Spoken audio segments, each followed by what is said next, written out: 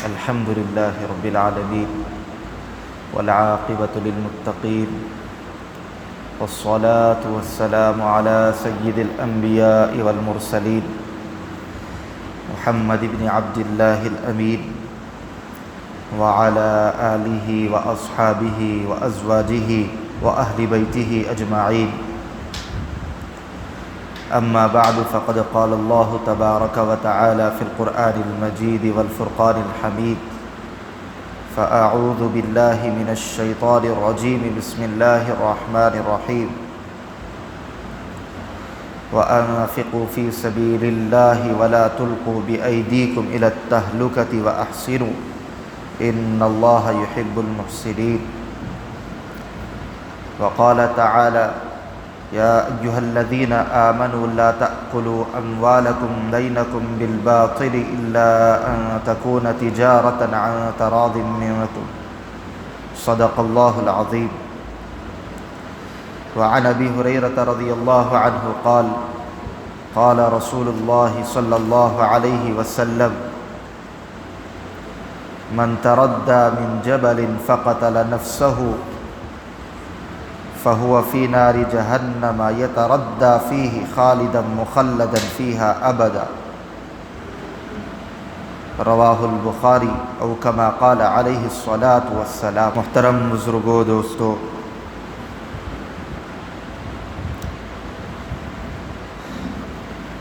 اللہ تعالیٰ نے انسان کو جو زندگی عطا فرمائی ہے، جو جسم عطا فرمایا ہے، اور جسم کے جو اعضاء اللہ نے ہمیں دیے ہیں، یہ اللہ رب العزت کی ایک امانت ہے. انسان نہ تو اپنی جان کا مالک ہے، نہ اپنے جسم کے کسی بھی حصے اور پارٹ کا مالک ہے. اللہ نے جو آنکھ، کان، ناک، دل و دماغ، ہاتھ اور پیر عطا فرمائے ہیں، یہ سب چیزیں اللہ کی امانت. اور امانت کا حکم یہ ہے کہ دینے والے نے جیسے ہمیں دی ہے ویسے ہی اس کو واپس کر دیا جائے. اس میں ہم اپنی طرف سے رتی برابر بھی کوئی تبدیلی نہیں کر سکتے. اللہ نے جو جسم دیا ہے، جو حیات دی ہے، جو روح دی ہے، یہ بھی اللہ تعالیٰ کی ایک امانت ہے. تو جب یہ امانت ہے تو جیسے اللہ نے ہمیں دیا ہے ویسے ہی واپس لوٹانا بھی ضروری ہے. انسان کی یہ اپنی جو زندگی ہے، انسان کا جو جسم ہے، یہ بہت ہی اہمیت رکھنے والا ہے. اسی وجہ سے اللہ تعالیٰ نے اس کو ضائع کرنے سے، اس کو ہلاک کرنے سے قرآن کریم کے اندر کئی جگہوں پر منع کیا کہ انسان اپنی اولاد کو فقر و فاقے کے اندیشے سے، غریبی اور فقیری کے خوف سے قتل کر دیا کرتے تھے، محض اس ڈر سے کہ اگر یہ بچہ زندہ رہا تو میں اس کو کیا کھلاؤں گا، یہ زندہ رہا تو میں اس کو کیا پلاؤں گا، اس کی پرورش اور تربیت کیسے کروں گا، اس کے معاش کا انتظام میں کیسے کروں گا. اس لیے لوگ محض اس خوف سے کہ یہ بچہ زندہ رہا تو اس کو کیا کھلاؤں گا پلاؤں گا، اس ڈر سے، فقر و فاقے کے خوف سے اس کو قتل کر دیا کرتے تھے. اللہ تعالیٰ نے قرآن کریم کے اندر صاف الفاظ میں فرما دیا: وَلَا تَقْتُلُوا أَوْلَادَكُمْ خَشْيَةَ إِمْلَاقٍ، کہ تم اپنی اولاد کو فقر و فاقے کے خوف سے، قحط کے خوف سے اور غریبی کے خوف سے قتل مت کرو. اس لیے کہ رزق کے دینے والے تو ہم ہیں، روزی کے دینے والے تو ہم ہیں، نحن نرزقہم و ایاکم، کہ ہم تمہیں بھی روزی دینے والے ہیں، انہیں بھی روزی دینے والے ہیں، لہذا اپنی اولاد کو فقر و فاقے کے خوف سے قتل کرنا یہ جائز نہیں، قرآن نے منع کیا۔ کیوں؟ اس لیے کہ اس جان کی اہمیت ہے، اس کو ضائع کرنے کی اجازت نہیں ہے۔ ان قتلہم کان خطأ کبیرا، اللہ نے فرمایا کہ بچوں کو، اولاد کو قتل کرنا یہ تو بہت بڑا گناہ ہے۔ انسانی جان کی اپنی ایک اہمیت ہے، انسان کی ایک عظمت ہے، اس کی شرافت ہے۔ اللہ تعالیٰ نے اشرف المخلوقات اس کو بنایا ہے، اس کو ایسے ہی ضائع کرنے کے لیے اللہ نے نہیں بنایا، بیکار کے اللہ نے پیدا نہیں کر دیا کہ جب تک جی میں آیا کہ زندگی گزار لیں، اور جب جی میں آ گیا کہ بس دنیا سے جانا ہے تو اپنے آپ کو ہلاک کر دیں۔ شریعت اس کی اجازت نہیں دیتی۔ نبی کریم صلی اللہ علیہ وسلم کے زمانے میں بھی، جاہلیت کا جو دور تھا، اس وقت بھی اگر بچی گھر میں پیدا ہو جاتی تو اس کو دفن کر دیا کرتے تھے۔ آپ علیہ الصلوۃ والسلام نے اس رسم بد کو ختم کیا کہ یہ بھی ایک جان ہے، اس کی بھی ایک عظمت ہے، اس کا بھی ایک شرف ہے، ایک مقام ہے اللہ کی نگاہ میں، اس کو ضائع کرنے کے لیے اللہ نے پیدا نہیں کیا ہے، اس کو بھی زندگی کا حق ہے۔ کوئی بھی چیز دنیا کے اندر بیکار نہیں ہے۔ تو یہ انسان کو اللہ نے جو جان دی ہے، جو جسم دیا ہے، اور جو ہمارے اعضاء ہیں، پارٹس آف دا باڈی ہے، یہ ساری اللہ کی امانت ہے، اور امانت کی حفاظت کرنا یہ ہر انسان کی ذمہ داری ہے۔ اسی لیے تو اللہ رب العزت نے قرآن کریم کے اندر فرمایا ہے کہ تم اپنے آپ کو ہلاکت میں مت ڈالو۔ یعنی یہ جان جو اللہ نے دی ہے یہ امانت ہے، اس کی حفاظت کرنا ضروری ہے۔ اپنے آپ کو ہلاک کر کے، خودکشی کر کے اگر کوئی آدمی اپنی جان کو گنواتا ہے تو شریعت کہتی ہے کہ اس نے ناجائز اور حرام کام کا ارتکاب کیا۔ خودکشی یہ ایک بہت بڑا گناہ ہے، گناہ کبیرہ ہے، کہ اپنے آپ کو ہلاک کر لینا، اپنے آپ کو قتل کر دینا، چاقو کے ذریعے سے مار لینا، بلڈنگ پہ سے کود کر کے مر جانا، سمندر میں کود کر کے مر جانا، کسی ڈیم اور تالاب میں ڈوب کر کے مر جانا، زہر کھا کر کے مر جانا، یہ ساری چیزیں شریعت کے اندر ناجائز اور حرام ہے۔ خودکشی کرنا یہ گناہ کبیرہ ہے۔ اللہ کے نبی صلی اللہ علیہ وسلم نے بھی بڑی سختی کے ساتھ میں وعید ارشاد فرمائی کہ بڑی سخت وعیدیں آئی ہیں خودکشی کرنے والے کے بارے میں۔ اللہ تعالیٰ نے تو فرما دیا ہے وَلَا تُلْقُوا بِأَيْدِيكُمْ إِلَى التَّهْلُكَةِ، کہ تم اپنی جانوں کو ہلاکت میں مت ڈالو۔ اس کا صاف مطلب، جو واضح مطلب ہے وہ یہی ہے کہ تم خودکشی مت کرو، اس کی اجازت نہیں ہے۔ اس لیے کہ آدمی کو اپنی جان کی ملکیت حاصل نہیں ہے، جان کا وہ مالک نہیں ہے، آدمی اپنے جسم کے اعضاء کا مالک نہیں ہے۔ اسی لیے تو کہا جاتا ہے کہ آدمی اگر اپنے اعضاء کو، اپنے جسم کے پارٹس کو ڈونیٹ کرنا چاہے تو نہیں کر سکتا۔ آج کل بہت سارے لوگ کرتے ہیں کہ آج لکھ کے دے دیتا ہے کہ جب میں مر جاؤں تو میری آنکھیں فلاں آدمی کو دے دی جائے، میں مر جاؤں تو میری کڈنی فلاں کو دے دی جائے، میں ڈونیٹ کرنا چاہتا ہوں۔ آدمی اپنے جسم کے کسی بھی پارٹ کا مالک نہیں ہے، اور جب مالک نہیں ہے تو پھر اس میں کسی قسم کا تصرف کرنے کا بھی وہ مالک نہیں ہے۔ اس کو بیچنا چاہے تو نہیں بیچ سکتا، ڈونیٹ کرنا چاہے تو ڈونیٹ نہیں کر سکتا۔ کیوں؟ اس لیے کہ مالک نہیں ہے۔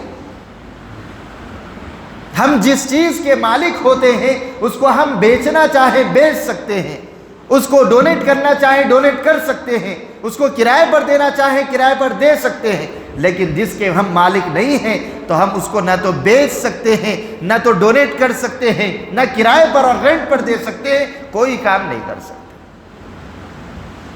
تو انسان کے یہ اعضاء، انسان کی کہ یہ جسم، انسان کی یہ روح اور حیات یہ اللہ کی دی ہوئی امانت ہے، اسی وجہ سے اس کو ہلاک کرنا یہ ناجائز اور حرام ہے۔ خودکشی کرنا شریعت کی نگاہ میں بہت بڑا گناہ ہے، اتنا بڑا گناہ ہے کہ فقہا نے یہاں تک لکھا ہے کہ اگر کوئی آدمی خودکشی کر کے اپنے آپ کو مار دے تو اگرچہ عام لوگ جا کر کے اس کی نماز جنازہ پڑھ لیں گے، لیکن جو علماء مفتیان کرام ہوں گے، بڑے بڑے علماء، وہ لوگ اس کی نماز جنازہ بھی نہ پڑھیں۔ دیکھیں اتنا بڑا گناہ ہے کہ جو آدمی خودکشی کر لے اس کی نماز جنازہ پڑھنے کے لیے صلحاء علماء بھی تشریف نہیں لائیں گے۔ یہ اتنا بڑا گناہ ہے، کوئی معمولی چیز نہیں ہے کہ اس کو ہم یہ سمجھیں کہ ہم اپنے جسم کے مالک ہیں، ہم اپنی مرضی کے مالک ہیں، جب تک مرضی میں آیا جی لیے اور جب مرضی میں آ گیا دنیا سے رخصت ہو گئے، خودکشی کر لی اور اپنے آپ کو ہلاک کر لیا۔ یہ شریعت اس کی اجازت نہیں دیتی ہے کہ آدمی اپنی جان کا مالک ہی نہیں۔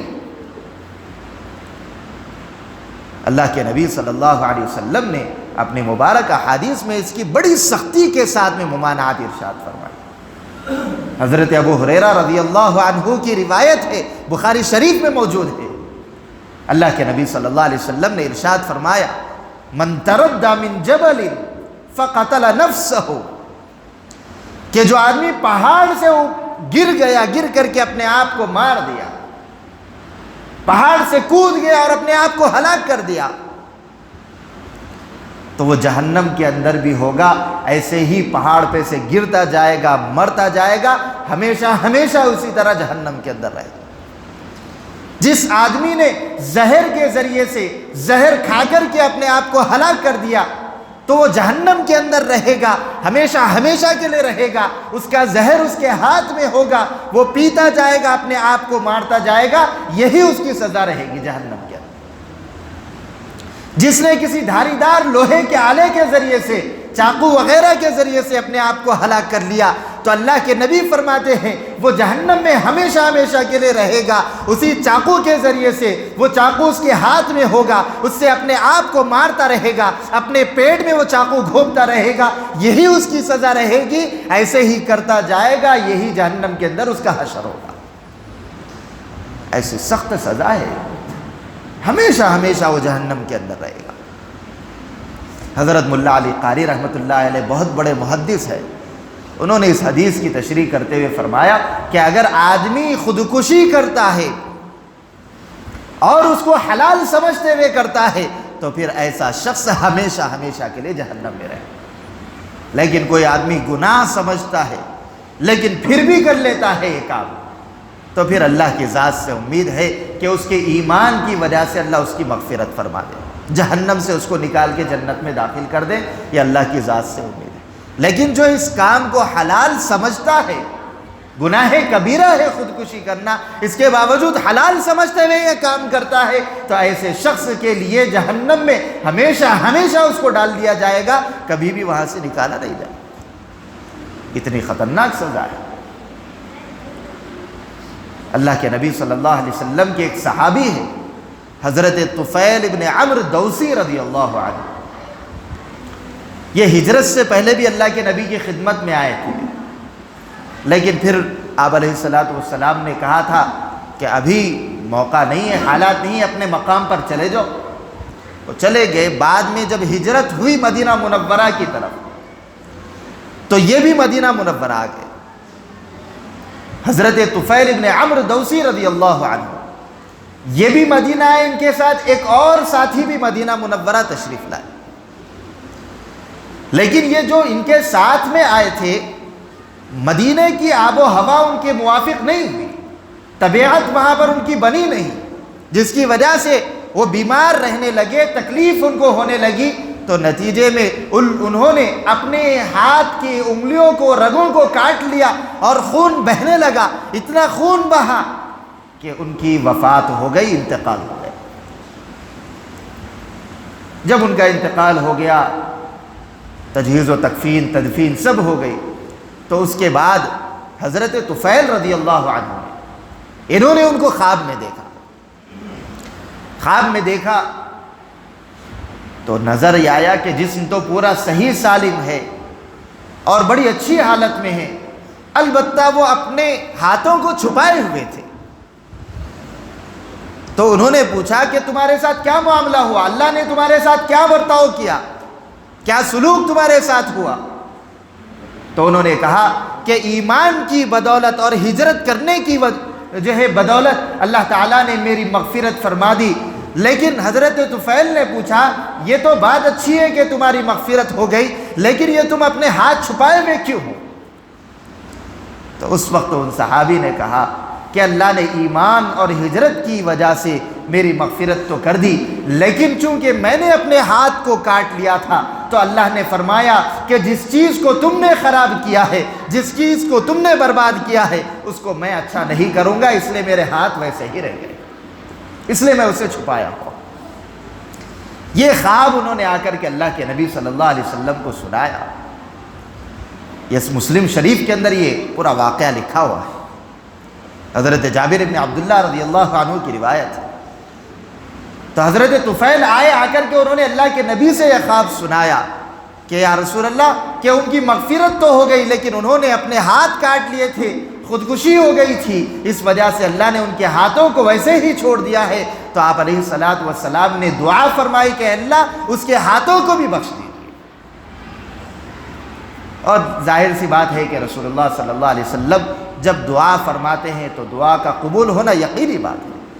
تو بہرحال اس واقعے کے اندر یہ سبق ہمیں ملتا ہے کہ آدمی اپنی نہ تو جان کا مالک ہے، نہ تو اپنے جسم کے کسی حصے اور پارٹ کا مالک ہے، بلکہ یہ سب اللہ کی امانت ہے۔ اگر کوئی اپنے جسم کے کسی حصے کو کاٹ لیتا ہے تو گویا اللہ کی امانت میں اس نے خیانت کی ہے۔ اگر وہ اپنے آپ کو اوپر سے گرا کر کے ہلاک کر دیتا ہے تو خودکشی کر لیتا ہے، زہر کھا کر کے مر جاتا ہے، یا کسی دھاری دار آلے کے ذریعے سے تلوار اور چاقو سے اپنے آپ کو مار دیتا ہے تو یہ بھی خودکشی ہے، اور ایسے شخص کی سزا جہنم کے اندر اس کو ہمیشہ رہنا ہے۔ یہ اللہ رب کے نبی صلی اللہ علیہ وسلم نے واضح الفاظ میں ارشاد فرمایا۔ یہ کوئی معمولی چیز نہیں ہے، آج اس کو بہت ہی معمولی سمجھا جا رہا ہے۔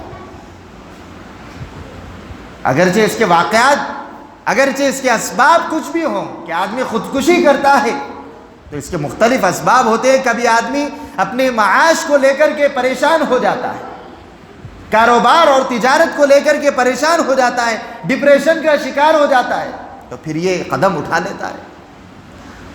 کبھی گھریلو جھگڑوں کی وجہ سے آدمی اس قدر پریشان ہو جاتا ہے، اس کا ذہن منتشر ہو جاتا ہے، اس کو کوئی بات سمجھ میں نہیں آتی، تو پھر وہ اس قدم کو اٹھا لیتا ہے، خودکشی کر لیتا ہے۔ اسی طرح سے اور بھی بہت سارے اسباب ہیں کہ لوگوں کے ٹارچر کی وجہ سے، ظلم و تشدد کی وجہ سے، کسی کے آ کر کے اس پر ستم ڈھانے کی وجہ سے آدمی پریشان ہو جاتا ہے، اور پھر اس کے سامنے بس ایک ہی راستہ نظر آتا ہے کہ بس اب خودکشی کر لی جائے۔ تو ایسے بہت سارے اسباب ہیں جس کی وجہ سے آج لوگ خودکشیاں کر رہے ہیں۔ لوگوں نے سروے کیا تو جائزہ لینے والوں نے بتایا ہے کہ پوری دنیا کے اندر سال بھر میں 10 لاکھ لوگ خودکشی کر لیتے ہیں۔ یہ سالانہ رپورٹ ہے کہ پوری دنیا کے اندر لوگ خودکشی کر رہے ہیں، اور ہندوستان کے اندر، چین کے اندر لوگ کثرت سے خودکشی کرنے والے ہیں۔ یہ ہمارے ملک کا حال ہے۔ تو اس کے جہاں بہت سارے اسباب ہیں خودکشی کے، انہی میں سے ایک سبب یہ بھی ہے کہ جہیز، جو آج ہمارے نکاحوں کا بہت ہی لازمی حصہ بن گیا ہے، ایسا لازمی حصہ بن گیا کہ ہم نے اپنے ذہن میں یہ بٹھا لیا کہ آج جہیز کے بغیر نکاح ہو ہی نہیں سکتا، ناممکن تصور کیا جاتا، جس کی وجہ سے آج بہت ساری لڑکیاں خودکشی کرنے پر مجبور ہیں۔ کیوں؟ اس لیے کہ ان کے والدین کے پاس میں اتنا مال نہیں ہے کہ دولہے لڑکے والوں کے مطالبات کو پورا کیا جائے۔ بھائی لڑکے والوں کو مطالبہ کرنے کا حق کیسے ہے؟ شریعت نے یہ حق دیا ہی نہیں ہے کہ ہم اپنی زبان سے بولیں کہ ہمارے کو یہ چیز چاہیے، فلاں آئٹم چاہیے، فلاں گاڑی چاہیے، فلاں مکان چاہیے، فلاں زمین اور جائیداد چاہیے۔ یہ مطالبہ کرنے کا حق شریعت نے دیا ہی نہیں ہے۔ اگر والدین لڑکی کے خود اپنی مرضی سے لڑکے والوں کے دباؤ میں آ کر کے نہیں، خود اپنی مرضی سے، خوشی سے، معاشرے کے دباؤ سے ہٹ کر کے، کسی کے دباؤ میں آئے بغیر، کسی کے مطالبے کیے بغیر اگر والد اپنی خوشی سے دے رہا ہے تو شریعت کہتی ہے ٹھیک ہے۔ لیکن لڑکے والوں کا مطالبہ کرنا، جہیز کی ایک لسٹ تیار کرنا، آج بازاروں کے اندر جہیز کی لسٹ بھی ملتی ہے، افسوس کی بات ہے، ایک لسٹ ملتی ہے، اس کے اندر سارے آئٹمز لکھے ہوئے ہیں، اور اس کے اندر ستم تو یہ ہے کہ سب سے پہلے قرآن شریف کا نام لکھا ہوا ہوتا ہے کہ جہیز کے اندر یہ بھی چاہیے۔ کیا گھر کے اندر قرآن نہیں ہوتا ہمارے؟ کیا گھر کے اندر ہمارے پاس قرآن کریم موجود نہیں ہوتا ہے؟ لیکن پھر بھی ایک فہرست ہے جو ناجائز کام کے لیے تیار کی گئی ہے، ایک حرام مطالبے کے لیے تیار ہوئی ہے، وہ فہرست آج ہم بڑے فخر کے ساتھ میں تیار کرتے ہیں، بڑے شوق سے اس کے اندر لکھتے ہیں کہ فلاں آئٹم ہمیں چاہیے، فلاں آئٹم چاہیے، فلاں آئٹم چاہیے، اور وہ سارے مطالبات اگر پورے ہوتے ہیں تو پھر ہمارے نفس کو تسکین ہوتی ہے۔ اگر اس میں سے ایک آئٹم بھی کم رہ گیا تو پھر اس کے بعد میں جو ٹارچر شروع ہوتا ہے تو پھر نتیجہ یہ ہوتا ہے کہ وہ لڑکی مجبور ہو جاتی ہے، بے بس ہو جاتی ہے، اور پھر وہی قدم اٹھاتی ہے جو آج ایک عائشہ نامی لڑکی نے اٹھایا ہے۔ گجرات کی ایک لڑکی کا واقعہ آج پورے سوشل میڈیا پہ وائرل ہو چکا ہے، ہر شخص کی زبان پہ آج وہی واقعہ ہے۔ کیوں وہ واقعہ پیش آیا؟ اس کی وجہ کیا بنی؟ کیا مجبوری تھی جس کی وجہ سے اس نے خودکشی کی؟ ایک مسلمان گھرانے سے تعلق رکھنے والی لڑکی ہے، لباس بھی اس کا اسلامی لباس ہے، حجاب کے اندر ہے وہ، لیکن اس نے یہ قدم اٹھایا، ایک حرام کام کا ارتکاب کیا۔ وجہ کیا ہے؟ وجہ یہی ہے کہ آج ہمارے معاشرے نے ایسا ماحول کو تنگ کر کے رکھ دیا ہے کہ جس کی وجہ سے یہ صورتیں ہمارے سامنے آتی ہیں کہ لڑکے والوں نے اتنا ٹارچر کیا، جہیز کے نام پر اتنا اس کو ستایا گیا، اتنا پریشان کیا گیا، ذہنی طور پر اس کو اتنا ٹارچر کیا گیا کہ وہ اپنے والدین کے گھر آ گئی، لیکن بعد میں رشتہ داروں نے پھر مصالحت کی کوشش کی، وہ چلے تو گئی لیکن بات نہ بنی، اس کے بعد بھی ایسے ہی ٹارچر ہوا، اور والدین نے 1.5 لاکھ روپے بھی دیے، اس کے باوجود ان کی جو پیٹ کی جہنم تھی وہ بھرنے کا نام ہی نہیں لیتی، مطالبوں پہ مطالبے ہو رہے، تو تب کہیں جا کر کے اس نے یہ قدم اٹھایا۔ تو ایسی آج کئی ایک لڑکیاں ہیں کہ جن کے سامنے کوئی منزل نہیں ہے، کوئی راستہ انہیں نظر نہیں آتا، کیا وہ کیا قدم اٹھائے۔ تو اب یہ ایک واقعہ ہو گیا، پوری دنیا کے اندر پھیل گیا، اس کے بعد ایک اور ویڈیو بھی ہمارے سامنے آئی، اللہ نہ کرے اس کے بعد اور کوئی واقعہ ایسا ہمیں دیکھنے میں آئے، لیکن حقیقت یہی ہے کہ ہم نے اپنے معاشرے کے اندر ماحول ایسا بنا دیا ہے کہ جہیز کو لازمی جز بنا دیا کہ اس کے بغیر نکاح کو کوئی تصور ہی نہیں ہے۔ اسی لیے لڑکی کا باپ چاہے اس کے پاس پیسے نہ ہو لیکن قرضہ لے گا اور جہیز کے اندر اس کے سارے مطالبات کو پورا کرے گا۔ یہ آج ہمارے معاشرے کا حال ہے۔ اللہ کے نبی صلی اللہ علیہ وسلم نے متعدد نکاح کیے ہیں، آپ نے اپنی بیٹیوں کے نکاح کیے، لیکن کوئی بتا نہیں سکتا کہ اللہ کے نبی نے جہیز دیا ہو، کوئی یہ بتا نہیں سکتا کہ آپ علیہ الصلوۃ والسلام نے اتنے نکاح کیے ہیں تو لڑکی والوں سے مطالبہ کیا ہو کہ ہمیں فلاں سامان چاہیے۔ محمد رسول اللہ کے ہم امتی ہیں، ہم پیغمبر اسلام کے ماننے والے ہیں، ہم ان کا کلمہ پڑھنے والے ہیں، ان کی محبت کا دم بھرنے والے ہیں، ان کی عشق و محبت کے نغمے گانے والے ہیں، لیکن آج ہمارا حال یہ ہے کہ ان کی سنتوں پر چلنے کے لیے تیار نہیں ہے، اللہ کے نبی کے طریقے سے ہٹ کر کے جو کام بولو وہ کرنے کے لیے تیار ہے۔ آپ علیہ الصلوۃ والسلام نے نکاح کیے، 11 نکاح کیے، تاریخ اٹھا کر کے دیکھ لیجئے، سیرت نبوی اٹھا کر کے دیکھ لیجئے، پڑھ لیجئے، مطالعہ کر لیجئے، آپ بتا نہیں سکتے کہ اللہ کے نبی نے ایک کسی بھی چھوٹی سی چیز کا مطالبہ کیا ہو، آپ پیش نہیں کر سکتے۔ اللہ کے نبی صلی اللہ علیہ وسلم نے حضرت فاطمہ کا نکاح کیا حضرت علی سے، حضرت علی سے کہا کہ تمہارے پاس کیا ہے؟ تو حضرت علی نے کہا کہ ایک زرہ ہے۔ اللہ کے نبی نے فرمایا اسے بیچو۔ حضرت علی بیچے، حضرت عثمان بن عفان نے وہ زرہ خریدی 480 درہم میں۔ اس کے بعد اللہ کے نبی صلی اللہ علیہ وسلم کے پاس وہ دراہم لے کر کے آئے تو آپ نے اسی کے ذریعے سے بندوبست کیا تھا۔ حضرت علی نے خود اپنے گھر کے اسباب، سامان، یہ ساری چیزیں اپنے پیسوں سے خریدی، اللہ کے نبی نے نہیں دی۔ جو ضروری سامان تھے اس وقت کے، جو مشکیزہ تھا، چادر تھی، تکیہ تھا، یہ ساری چیزیں حضرت علی نے جو اپنی زرہ بیچی اسی سے اللہ کے نبی نے خرید کر کے دیے۔ اللہ کے نبی نے اپنی طرف سے کوئی جہیز نہیں دیا، حضرت علی کے جو پیسے تھے انہی سے خرید کر کے دیا۔ تو محترم بزرگوں اور دوستو، آج یہ خودکشی کے جو واقعات دن بدن ہمارے سامنے آ رہے ہیں، اس پر روک لگانے کی ضرورت ہے۔ ہمیں شریعت اسلامیہ کو سمجھنے کی ضرورت ہے۔ ہم مسلمان ہیں، شریعت ہمیں خودکشی کی اجازت نہیں دیتی ہے، یہ بات ہمیں اپنے ذہنوں میں بٹھانے کی ضرورت ہے۔ حالات بگڑتے ہیں، حالات بنتے ہیں، یہ دنیا ہے، کبھی خوشی ہے تو کبھی غم آتے ہیں، کبھی حالات کا آدمی شکار ہو جاتا ہے۔ جب مصیبتیں آئیں تو ایسے موقع پر صبر کرنا چاہیے، جب راحت اور فرحتیں آ جائیں تو اس وقت اللہ کا شکر ادا کرنا چاہیے۔ مصیبتوں کے وقت میں صبر کرنا یہ ایمان والوں کی نشانی ہے۔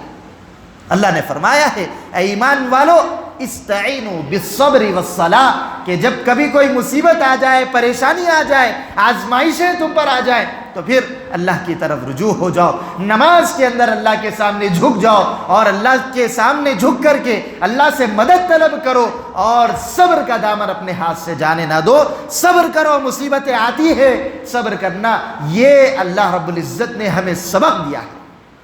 خودکشی کر لینا یہ کوئی مصیبتوں کا حل نہیں۔ تو بہرحال آج کا ہمارے لیے یہی سبق ہے کہ ہم اپنے ذہن و دماغ میں بٹھا لیں، اپنے ماحول میں اپنے دوست احباب کو بتائیں، اپنے گھروں کے اندر یہ بات بتائیں کہ ہم اپنی نہ تو جان کے مالک ہیں، نہ تو جسم کے مالک ہیں، نہ تو جسم کے کسی پارٹ کے مالک ہیں، یہ اللہ کی دی ہوئی امانت ہے۔ اور امانت کا حکم یہ ہے کہ جیسے اللہ نے ہمیں دی ہے ویسے ہی ہم اللہ کے حوالے کریں۔ اللہ نے قرآن کریم کے اندر ارشاد فرمایا ہے کہ اے ایمان والو اپنے آپ کو ہلاکت میں مت ڈالو۔ رسول اللہ صلی اللہ علیہ وسلم نے ارشاد فرمایا ہے کہ جو آدمی پہاڑ سے گر کر کے اپنے آپ کو ہلاک کر دیتا ہے تو وہ جہنم کے اندر بھی ہمیشہ اسی طرح سے پہاڑ سے گرتا رہے گا، ہمیشہ ہمیشہ یہی سزا ہوگی۔ جس نے زہر کھا کر کے اپنے آپ کو ہلاک کیا وہ زہر جہنم کے اندر اس کے ہاتھ میں ہوگا، اور اسی طرح سے زہر کھا کر کے وہ اپنے آپ کو ہلاک کرتا رہے گا، اسی طرح ہمیشہ جہنم کے اندر رہے گا۔ جس آدمی نے اپنے آپ کو کسی لوہے کی دھاری دار آلے کے ذریعے سے اپنے آپ کو ہلاک کر لے گا، جہنم میں وہ آلہ اس کے ہاتھ میں رہے گا، اسی طرح سے وہ اپنے آپ کو ہلاک کرتا رہے گا، یہی سزا ہمیشہ کے لیے اس کو جہنم میں دی جائے گی۔ دوسری بات جو آخر میں بتائی گئی وہ یہی ہے کہ آج ہم اپنے نکاحوں کو آسان کریں، جہیز کی جو رسم شروع ہو چکی تھی یہ رسم بد کو ختم کریں، مطالبات کا سلسلہ ختم کریں، اور لڑکی والوں نے اپنی طرف سے اگر دے دیا ہے تو ٹھیک ہے، ورنہ ضرورت اس بات کی ہے کہ لڑکے والے خود اپنے آپ سے اپنی طرف سے یہ کہیں کہ ہمیں کسی چیز کا ہماری طرف سے مطالبہ نہیں ہے، ہمیں تو بس آپ کی لڑکی چاہیے، ہم باقی اسباب اور سامان اپنے گھر میں مہیا کر لیں گے، جو بھی فرنیچر ہوگا ہم خود خرید کر کے لا لیں گے، بیڈ خریدنا ہوگا ہم ہی خرید لیں گے، الماری خریدنا ہوگا ہم ہی خرید لیں گے، جو ضرورت کی جتنی چیزیں ہیں ہم ہی اس کا انتظام کر لیں۔ یہ آج ہم خود جا کر کے کہیں۔ اللہ تعالیٰ سے دعا ہے کہ اللہ تعالیٰ ہمیں کہنے سننے سے زیادہ عمل صالح کی توفیق عطا فرمائے، خودکشی جیسے گناہ کبیرہ سے ہم سب کو بچنے کی توفیق عطا فرمائے، اس کی سنگینی کو سمجھنا ہم سب کے لیے آسان فرمائے، جہیز جیسی بری رسم سے آج ہم سب کی پورے معاشرے کی حفاظت فرمائے۔ آمین۔ وآخر دعوانا الحمدللہ رب العالمین۔